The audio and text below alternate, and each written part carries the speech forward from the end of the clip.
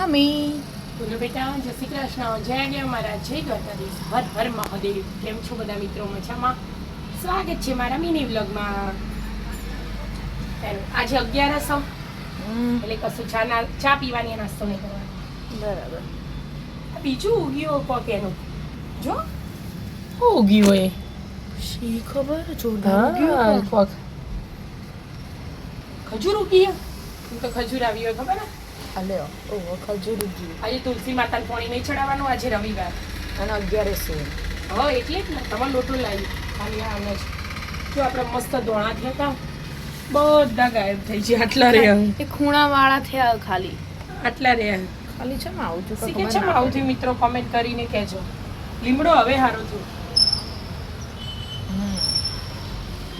ખબર નહીં, પેલા કુંડામાં બધા એવા થઈ તુલસી માતાને નહીં ચડાવવાનું, ખાલી ગુલાબમાં અને લીમડા. ચમ ટ્રોલિયો ખકડ્યું ફાવે રસોડામાં. એ હય જો મમ્મી ચા તૈયાર હ. તો બધું તૈયાર કરી દીધું લે. આ ભાઈ આવો મમ્મી. આજે તારા પપ્પા હાથની ચા પીવાની છે. જો કે કેવડો બેવડો ગાડીને તૈયાર કરી દીધું લે. કેવડો ખાય કેવડો ગોમ છે તો ના સાતમ હતી ને એટલે લીધો તો ઊંઝાથી. નહીં પડે તો પેલા બે ખાતો નહીં કશું. તે આજે યાદ આવ્યો મને. લે રાસ્તા તારા પપ્પા ચા કાઢશી, મને કાઢો. એવું વાહ શું કાઢો એના કાઢવાનું શું છે? કાઢી દીધી બસ. બધો પીવાની હજી.